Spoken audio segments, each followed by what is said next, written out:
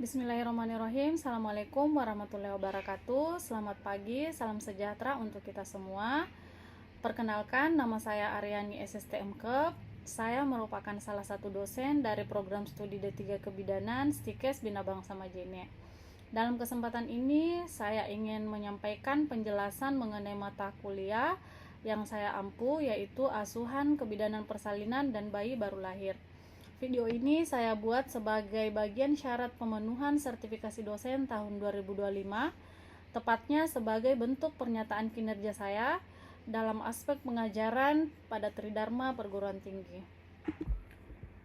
Mata kuliah ini memberi kesempatan kepada mahasiswa untuk memahami konsep perubahan dan mekanisme terjadinya persalinan normal, kebutuhan dasar ibu bersalin, pelaksanaan pengkajian pada ibu bersalin dan neonatus, menetapkan perencanaan, manajemen, dan evaluasi persalinan, serta melakukan pendokumentasian asuhan kebidanan persalinan dan bayi baru lahir.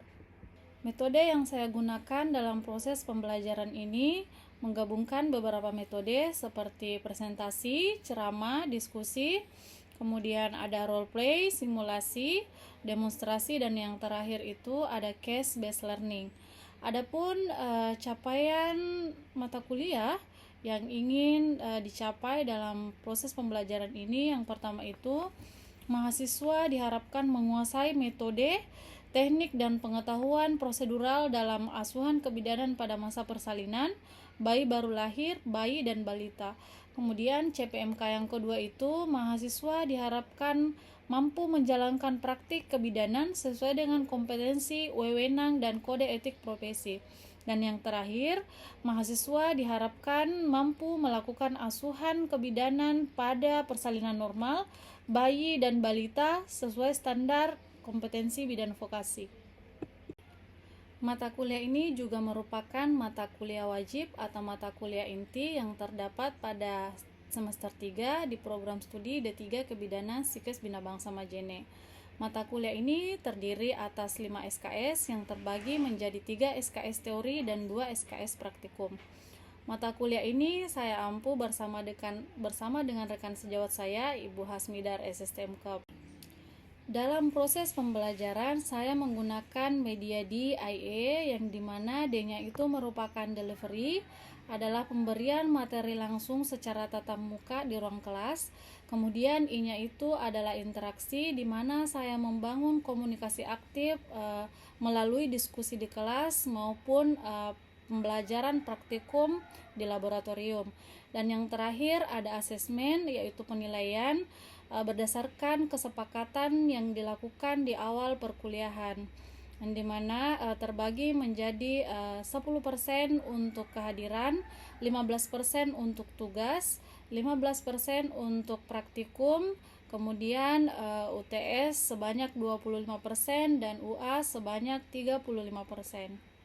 Sebagai bahan pembelajaran hari ini di pertemuan ke-15, saya akan memberikan demonstrasi terkait pemeriksaan antropometri bayi baru lahir. Jadi dalam satu kelas itu mahasiswa sudah dibagi menjadi kelompok-kelompok kecil. Dan pada video kali ini saya memilih kelompok 7 atau kelompok terakhir untuk mengikuti praktikum di laboratorium. Assalamualaikum warahmatullahi wabarakatuh. Waalaikumsalam warahmatullahi wabarakatuh. Selamat pagi ya. Bagaimana kabarnya hari ini? Alhamdulillah baik, Bu. Ya, jadi hari ini merupakan pertemuan kita yang ke-15 sekaligus menjadi kelompok 7 atau kelompok terakhir yang akan melakukan praktikum untuk pemeriksaan antropometri. Jadi hari ini kita akan melakukan pemeriksaan antropometri ya. Tapi sebelum Ibu mendemonstrasikan praktikum terkait antropometri, mungkin ada yang bisa mereview dari hasil pertemuan kita di minggu lalu? Ya, Bu. Ya, mungkin mulai dari Jana, silakan. Oke, terima kasih, Bu. Nah, kan minggu lalu kita belajar tentang penilaian bayi baru lahir. Nah, kemarin itu kita menggunakan Apgar Score, di mana Apgar Score ini merupakan penilaian bayi baru lahir dimulai dari 1 menit pertama dan 5 menit pertama. Nah, tetapi ketika bayinya tidak normal bisa dilakukan kembali pada menit ke-10, 15, 20 dan 25. Oke, betul sekali ya. Baik, mungkin masih ada yang bisa mereview kembali? Saya Bu, baik, dalam penilaian Apgar Score itu kita nilai dari A-nya. A-nya itu appearance, itu warna kulit. Kita nilai dari 0, 1, dan 2. Nilai 0 itu jika appearance-nya pucat. Terus yang nilai 1 itu jika warna kulitnya merah dan ekstremitasnya itu biru. Terus nilai 2 itu seluruh badannya itu merah. Terus yang kedua itu puls, jantung. Jika nilainya 0 itu tidak ada. Terus nilai 1 itu di bawah 100 kali per menit denyut jantung bayi. Terus terus nilai 2 itu di atas 100 kali per menit.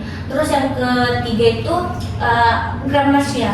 Terus gram massnya itu jika nilainya 0 itu tidak bereaksi. Terus nilai 1 itu bayinya bergerak sedikit. Terus nilai 2 itu gerak aktif. Terus yang keempat itu adalah activity atau tonus otot. Terus jika nilainya 0 itu tidak ada. Nilai 1 itu bayinya bergerak sedikit. Nilai 2 itu gerak aktif. Terus yang terakhir itu respiration. Nilai 0 itu pernapasannya itu 0. Terus nilai 1 itu bayinya itu menangis sedikit. Terus nilai 2 itu menangis kuat. Ya, jadi betul sekali ya.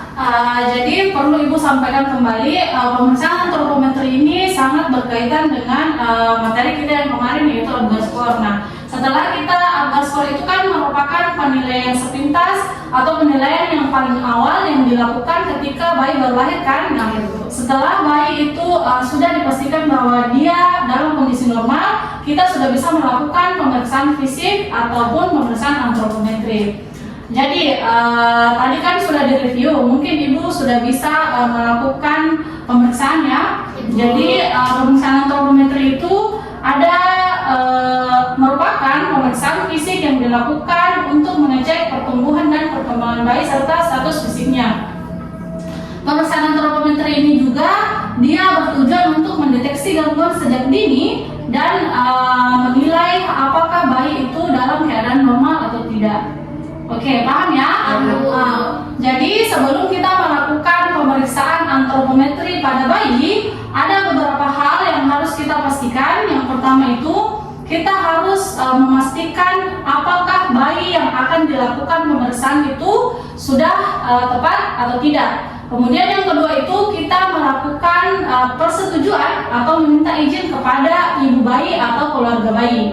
Paham ya? Kemudian tindakan yang ketiga itu kita menyediakan alat yang akan kita gunakan.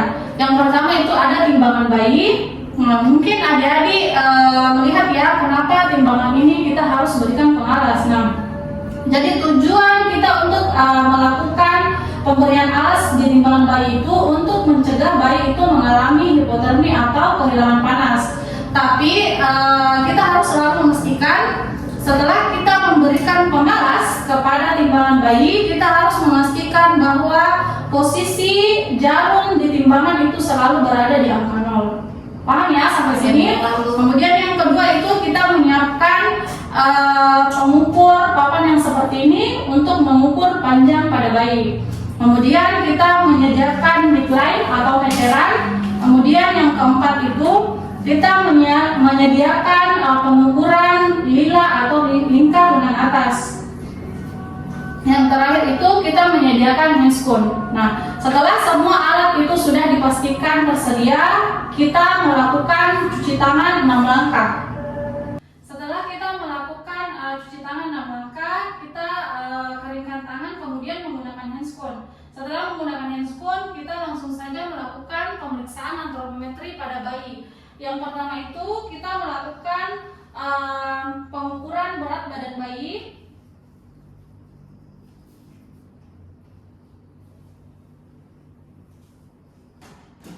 Jadi berat badan bayi normal itu nilainya antara 2.500 hingga 4.000 gram. Kemudian lakukan pengukuran panjang badan bayi. Letakkan bayi di samping papan pengukur. Nah, usahakan kaki bayi itu dalam keadaan lurus. Jadi pengukurannya itu dinilai dari puncak kepala bayi hingga tumit bayi. Nilai normalnya itu berkisar antara 47 hingga 52 cm. Selanjutnya kita melakukan pemeriksaan lingkar kepala. Lingkar kepala bayi dinilai dari belakang kepala bayi hingga di bagian dahi. Nilai normalnya itu berkisar antara 35 hingga 38 cm. Setelah kita melakukan pemeriksaan lingkar kepala, kita melakukan pemeriksaan lingkar dada. Jadi konsepnya itu ketika kita melakukan pemeriksaan, apabila dia bayinya dalam keadaan normal, itu harus head to toe. Paham ya? Oke, kita melakukan pemeriksaan lingkar dada.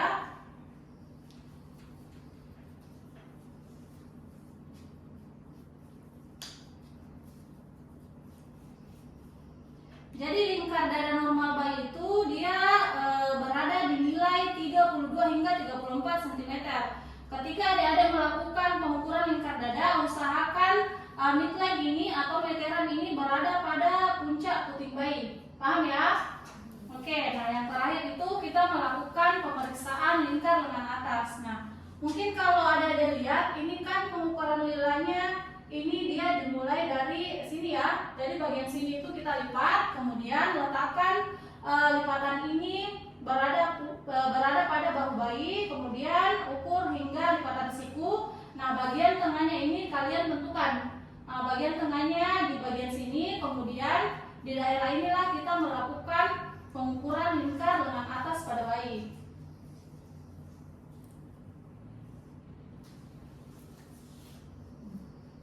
Jadi ini diukur ya. Normalnya lingkar lengan atas itu dia bernilai di bawah 11,5 cm. Nah, kebetulan ini bayinya nilainya 11,5 cm. Jadi normal ya. Nah, setelah kita semua melakukan pemeriksaan, rapikan kembali bayi.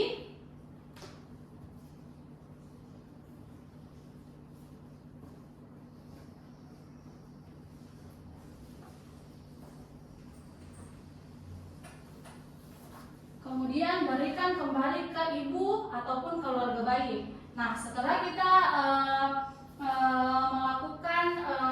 setelah kita memberikan bayi kepada ibunya, jangan lupa untuk lepaskan handscoon secara terbalik. Kemudian lakukan pendokumentasian. Jadi perlu saya ingatkan, setiap hasil dari pemeriksaan yang kita lakukan, kalian harus selalu mendokumentasikan. Paham ya? Ya, Bu. Oke, jadi itulah tadi demonstrasi mengenai praktikum antropometri pada bayi baru lahir. Tadi kan sudah melihat kan langkah-langkahnya, mungkin ada yang bisa mendemonstrasikan kembali? Saya, Bu. Ya, oke, mungkin dimulai dari Nisa ya. Oke, baik. Sebelum saya melakukan pemeriksaan antropometri, jadi di sini sudah disiapkan alat. Yang pertama timbangan bayi, kemudian papan pengukur. Di sini juga ada metlin atau meteran, dan di sini juga ada pengukur lila dan 2 buah handscoon yang steril. Jadi sebelum saya memakai handscoon, saya akan terlebih dahulu menanyakan kepada keluarganya apakah bayinya ini sudah cocok dengan bayi yang akan kita periksa. Nah, setelah kita mengetahui bahwa bayi yang akan kita periksa ini sudah sesuai, jadi saya akan melakukan cuci tangan 6 langkah sebelum saya melakukan pemasangan handscoon. Oke, baik. Setelah saya telah mencuci tangan dan memakai handscoon, selanjutnya saya juga sudah menyiapkan alatnya dan meletakkannya secara ergonomis. Jadi saya akan memulai pemeriksaan antropometri. Oke, saya akan mengambil bayinya. Permisi ya, Bu. Saya akan melakukan pemeriksaan. Oke, kita mengambil bayi, lalu mengukur berat badan bayi, di mana berat badan bayi normal yakni di antara angka 2.500 sampai 4.000 gram. Setelah saya melakukan penimbangan berat badan pada bayi, saya melanjutkan mengukur panjang badan bayi. Nah, di sini saya meletakkan kepala bayi pada ujungnya, ini terdapat pada penggalasnya. Kemudian usahakan kaki bayi ini lurus. Nah, di sini untuk angka normal panjang badan bayi berada pada angka 47 sampai 52 cm. Setelah itu, saya akan melakukan pemeriksaan lingkar kepala bayi, di mana pengukuran lingkar kepala bayi ini dimulai pada area belakang kepala bayi hingga pada dahi bayi, di mana angka normal dari pemeriksaan lingkar kepala bayi ini berada pada angka 35 sampai 38 cm. Oke, selanjutnya kita beralih pada pemeriksaan lingkar dada bayi, di mana untuk pemeriksaan lingkar dada bayi ini angka normalnya berada pada angka 32 sampai 34 cm, dan pemeriksaannya ini kita lakukan di atas puting susu bayinya. Oke, setelah itu kita akan melakukan pemeriksaan lingkar lengan atas atau lila bayinya menggunakan lila. Oke, sebelum itu area pada pengukuran lila ini kita lipat dan diletakkan di atas bahu bayi. Kemudian kita ukur hingga ke siku bayi. Kemudian kita menentukan titik tengah dari tempat yang akan kita ukur. Nah, untuk nilai pengukuran normal yang dilakukan pada lingkar lengan atas bayi ini berada pada kisaran angka 11,5 cm. Oke.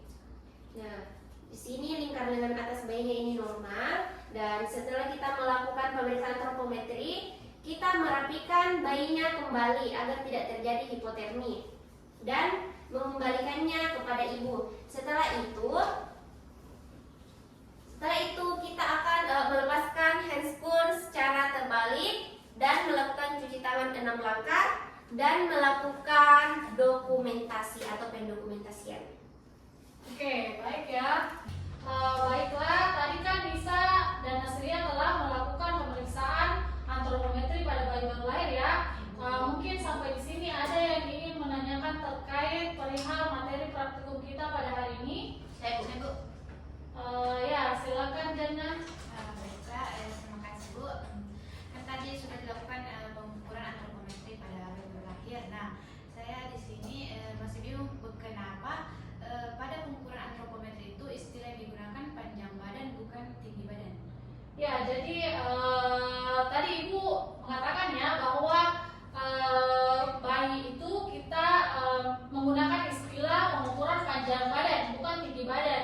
Jadi seperti ini, istilah panjang badan itu digunakan ketika dia berusia 0 sampai kurang dari 12 bulan. Tapi ketika anak itu sudah menginjak usia 2 tahun, istilah yang kita gunakan itu menggunakan pengukuran tinggi badan. Jadi bukan panjang badan, tapi tinggi badan maupun panjang badan keduanya itu benar. Keduanya itu digunakan pada pengukuran antropometri.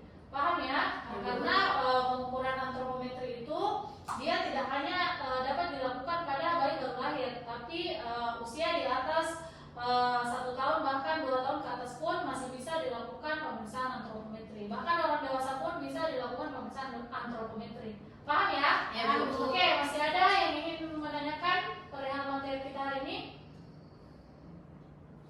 Ya, mungkin sudah tidak ada ya. Sebelum kita mengakhiri pertemuan kita pada hari ini, mungkin ada yang bisa memberikan kesimpulan? Ya, mungkin Nisa yang pertama. Silakan Nisa. Baik, jadi kesimpulan ataupun materi yang dapat saya tangkap pada pembelajaran hari ini, yakni saya mengetahui di mana tujuan dilakukannya pemeriksaan dari antropometri ini. Yang pertama itu kita dapat menilai gizi yang didapatkan oleh bayi, kemudian kita dapat menilai perkembangan bayi, dan juga kita dapat mengidentifikasi secara dini jika terdapat kesenjangan dari pertumbuhan serta perkembangan dan pertumbuhan dari bayinya, Bu. Ya, jadi betul sekali ya. Mungkin masih ada yang lain? Saya Bu. Ya, silakan. Jadi sedikit saya tambahkan, ada beberapa penilaian normal antropometri. Yang pertama itu berat badan bayi itu normalnya 2.500 sampai 4.000 gram. Terus panjang badan itu normalnya 47 sampai 52 cm. Lingkar kepala normalnya itu 35 sampai 38 cm. Dan lingkar dada itu normalnya 35 32 sampai 34. Terus yang terakhir itu lingkar-lingkar ke atas. Itu normalnya di bawah 11,5 cm. Ya, jadi semuanya benar ya. Oke, Ibu rasa cukup untuk pertemuan kita pada hari ini. Perlu Ibu ingatkan kembali minggu depan itu kan adalah ujian akhir semester. Jadi Ibu ingatkan kembali agar adik-adik mempelajari semua materi yang telah Ibu berikan. Paham ya sampai sini? Oke, untuk hari ini terima kasih atas perhatiannya. Ibu akhiri dengan ucapan wabillahi taufiq wal hidayah. Assalamualaikum warahmatullahi wabarakatuh. Waalaikumsalam warahmatullahi wabarakatuh. Demikianlah cuplikan proses pembelajaran dari mata kuliah asuhan kebidanan persalinan dan bayi baru lahir. Saya harap penjelasan ini memberikan gambaran mengenai kinerja saya pada bidang pengajaran di program studi D3 Kebidanan Stikes Bina Bangsa Majene. Saya mengucapkan terima kasih banyak sebesar-besarnya kepada tim penilai sertifikasi dosen tahun 2025, khususnya Direktorat Kemdikbudristek telah memberikan kepercayaan dan kesempatan kepada saya.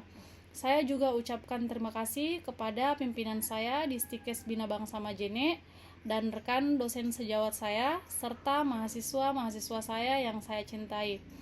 Akhir kata saya ucapkan wabillahi taufiq wal hidayah. Assalamualaikum warahmatullahi wabarakatuh.